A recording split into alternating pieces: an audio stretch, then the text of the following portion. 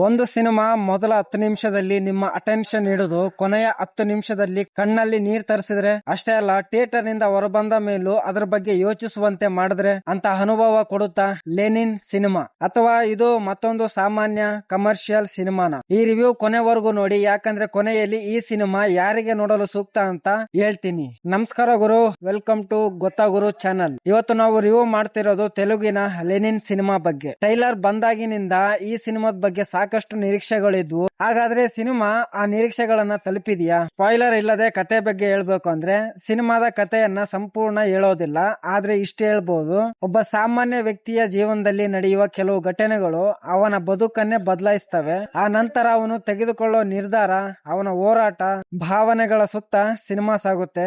ಕತೆ ಕೇವಲ ಫೈಟ್ ಗಳ ಮೇಲೆ ನಿಂತಿಲ್ಲ, ಪ್ರತಿಯೊಂದು ದೊಡ್ಡ ದೃಶ್ಯದ ಹಿಂದೆ ನಿಂತಿದೆ. ಒಂದು ಎಮೋಷನಲ್ ಇಡುವ ಪ್ರಯತ್ನ ಕೂಡ ಮಾಡಿದ್ದಾರೆ.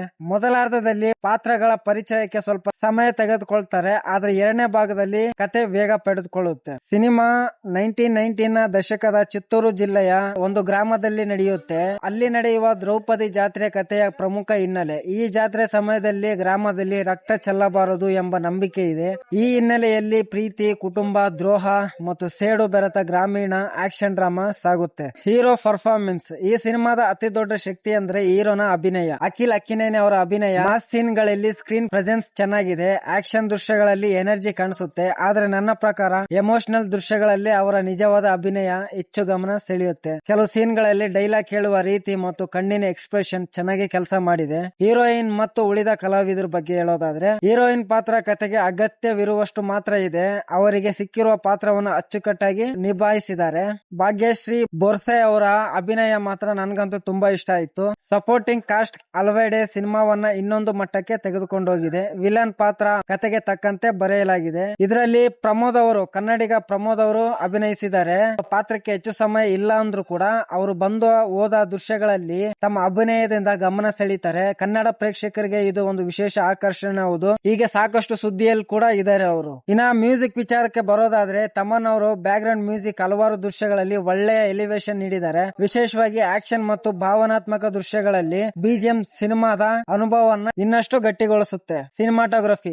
ಗ್ರಾಮೀಣ ವಾತಾವರಣವನ್ನು ಕ್ಯಾಮೆರಾ ತುಂಬಾ ಸುಂದರವಾಗಿ ಸೆರೆ ಹಿಡಿದಿದೆ. ಜಾತ್ರೆ ದೃಶ್ಯಗಳು, ಹೊಲಗಳು ಮತ್ತು ರಾತ್ರಿ ದೃಶ್ಯಗಳು ಥಿಯೇಟರ್ ನಲ್ಲಿ ಚೆನ್ನಾಗಿ ಕಾಣಿಸ್ತವೆ. ಎಡಿಟಿಂಗ್. ಮೊದಲಾರ್ಧದಲ್ಲಿ ಸಿನಿಮಾ ನಿಧಾನವಾಗಿ ಸಾಗುತ್ತದೆ, ಪಾತ್ರಗಳು ಪರಿಚಯಿಸಲು ಸಮಯ ತೆಗೆದುಕೊಳ್ಳುತ್ತೆ. ಆದ್ರೆ ಇಂಟರ್ವಲ್ ನಂತರ ಕತೆ ವೇಗ ಹೆಚ್ಚಾಗ್ತದೆ. ಕೊನೆಯ ಭಾಗ ಪ್ರೇಕ್ಷಕರ ಆಸಕ್ತಿನ ಉಳಿಸ್ಕೊಳ್ಳುತ್ತೆ. ಡೈರೆಕ್ಟರ್ ಅವರು ಗ್ರಾಮೀಣ ಕಥೆಯನ್ನ ಕೇವಲ ಆಕ್ಷನ್ ಸಿನಿಮಾ ಆಗಿ ತೋರಿಸದೆ ಅದಕ್ಕೆ ಹೆಚ್ಚು ಎಮೋಷನ್ ಮತ್ತು ಕುಟುಂಬದ ಹಿನ್ನೆಲೆಯನ್ನ ಸೇರಿಸಿ ಪ್ರಯತ್ನಿಸಿದ್ದಾರೆ. ತುಂಬಾ ಚೆನ್ನಾಗಿ ಮೂಡ್ ಬಂದಿದೆ ಕೂಡ. ಪ್ಲಸ್ ಪಾಯಿಂಟ್ ಬಗ್ಗೆ ಮಾತಾಡೋದಾದ್ರೆ, ಅಖಿಲ್ ಅಕ್ಕಿನೇನಿ ಅವರ ಅಭಿನಯ, ತಮನ್ ಅವರ ಬಿಜಿಎಂ, ಗ್ರಾಮೀಣ ವಾತಾವರಣ, ಕ್ಯಾಮ್ರಾ ವರ್ಕ್, ಕ್ಲೈಮ್ಯಾಕ್ಸ್ ಗೆ ಸಾಗುವ ಬಿಲ್ಡ್ ಅಪ್, ಇವೆಲ್ಲವೂ ಪ್ಲಸ್ ಪಾಯಿಂಟ್. ಆದ್ರೆ ಮೈನಸ್ ಪಾಯಿಂಟ್ ಬಗ್ಗೆ ಮಾತಾಡೋದಾದ್ರೆ, ಮೊದಲಾರ್ಧ ಸ್ವಲ್ಪ ನಿಧಾನ ಅನಿಸಬಹುದು, ಕೆಲವು ಸನ್ನಿವೇಶಗಳು ಪರಿಚಯ ಅನಿಸಬಹುದು. ಇನ್ನಷ್ಟು ಗಟ್ಟಿಯಾದ ವಿಲನ್ ಬರವಣಿಗೆ ಇದ್ರೆ ಸಿನಿಮಾ ಇನ್ನೂ ಪರಿಣಾಮಕಾರಿಯಾಗಿರ್ತಿತ್ತು ಅನ್ನೋದು ನನ್ನ ಅಭಿಪ್ರಾಯ. Final verdict. ಒಟ್ಟಾರೆ ಲೆನಿನ್ ಹೊಸ ರೀತಿಯ ಕಥೆಯ ಸಿನಿಮಾ ಅಲ್ಲ, ಆದರೆ ಗ್ರಾಮೀಣ ಹಿನ್ನೆಲೆ, ಎಮೋಷನ್, ಆಕ್ಷನ್ ಮತ್ತು ಉತ್ತಮ ತಾಂತ್ರಿಕ ಗುಣಮಟ್ಟದಿಂದ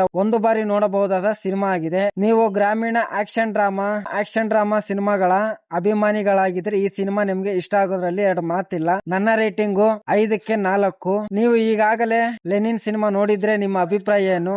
ಅಖಿಲ್ ಅಕ್ಕಿನೇನಿ ಅವರ ಅಭಿನಯ ನಿಮ್ಗೆ ಹೇಗ ಅನ್ನಿಸ್ತು? ಮತ್ತು ಕನ್ನಡ ನಟ ಪ್ರಮೋದ್ ಅವರ ಪಾತ್ರದ ಬಗ್ಗೆ ನಿಮ್ಮ ಅನಿಸಿಕೆ ಏನು? ಕಮೆಂಟ್ ನಲ್ಲಿ ತಪ್ಪದೇ ತಿಳಿಸಿ. ಇಂತಹ ಸಿನಿಮಾ ರಿವ್ಯೂಗಳಿಗಾಗಿ ನನ್ನ ಚಾನೆಲ್ ನ ಹೀಗೆ ಸಬ್ಸ್ಕ್ರೈಬ್ ಮಾಡ್ಕೊಳ್ಳಿ ಅಂತ ಹೇಳ್ತಾ ನಮಸ್ಕಾರ.